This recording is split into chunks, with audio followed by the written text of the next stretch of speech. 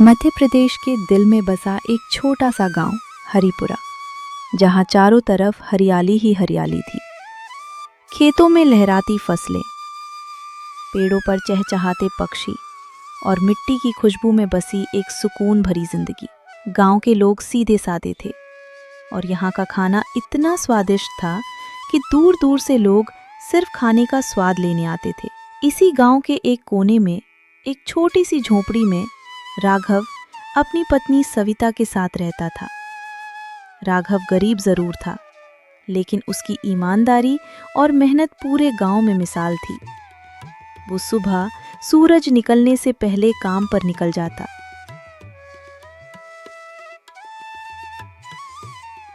और देर शाम तक मेहनत करता। राघव भानु मालिक के यहाँ काम करता था।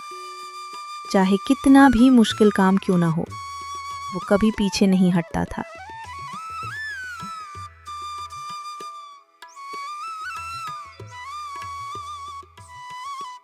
लेकिन भानु मालिक बहुत ही लालची और चालाक इंसान था, जो मजदूरों का हक मारने में जरा भी नहीं हिचकिचाता था।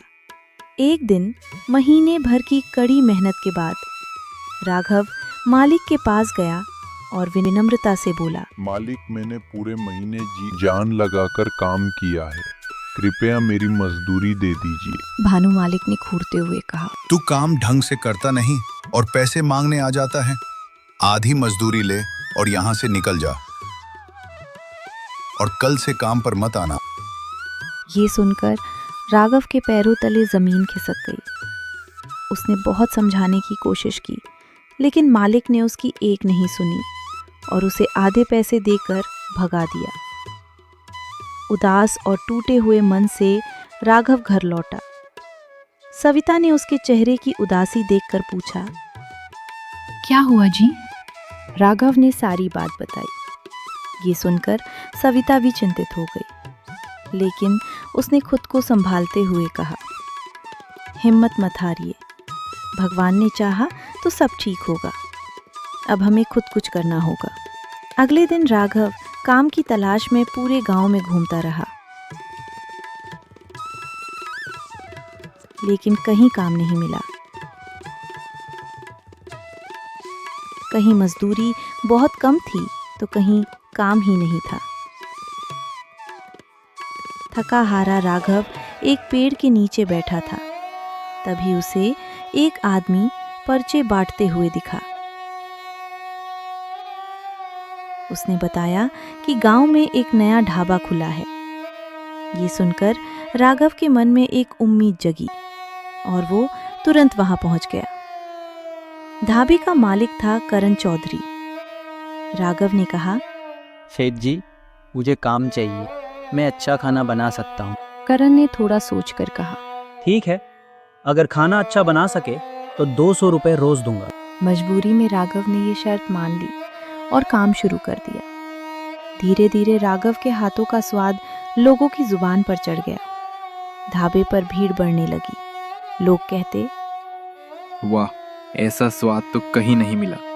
लेकिन महीने के अंत में जब राघव ने अपनी मजदूरी मांगी तो करण ने कहा, आज पैसे नहीं हैं, कल आना। अगले दिन भी वही बहाना।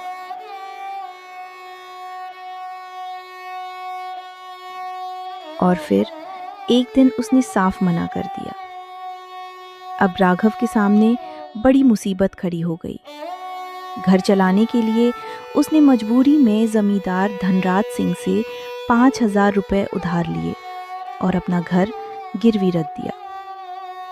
समय बीतता गया, लेकिन जब पैसे देने की बारी आई तो करण ने गुस्से में उसे धक्के देकर निकाल दिया।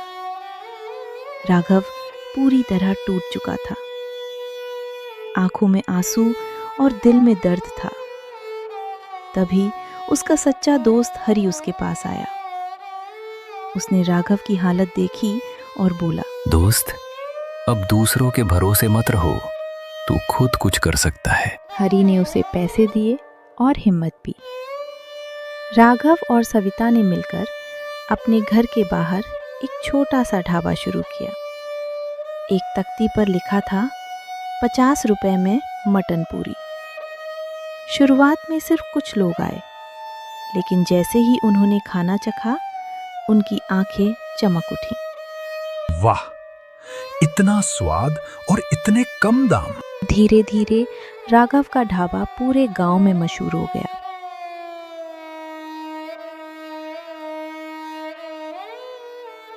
एक दिन शहर से आए आदित्य और समीर ने वहां खाना खाया। उन्हें खाना इतना पसंद आया कि उन्होंने 100 रुपए की जगह 1000 रुपए दे दिए।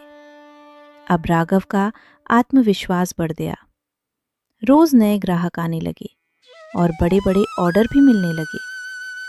ये सब देखकर करण चौधरी जलने लगा। उसने गुंडों को भेजकर राघव को डराने की कोशिश की। गुंडों ने धमकी दी, ढाबा बंद कर दे, नहीं तो अंजाम बुरा होगा। लेकिन इस बार राघव और सविता डरे नहीं। अगले दिन जब गुंडे हमला करने आए, तभी वहां मौजूद इंस्पेक्टर यादव ने उन्हें पकड़ लिया। इंस्पेक्टर ने करण को भी गिरफ्तार कर लिया और कहा, गरीबों पर जुल्म करने वालों की जगह जेल में होती है। समय बीतता गया।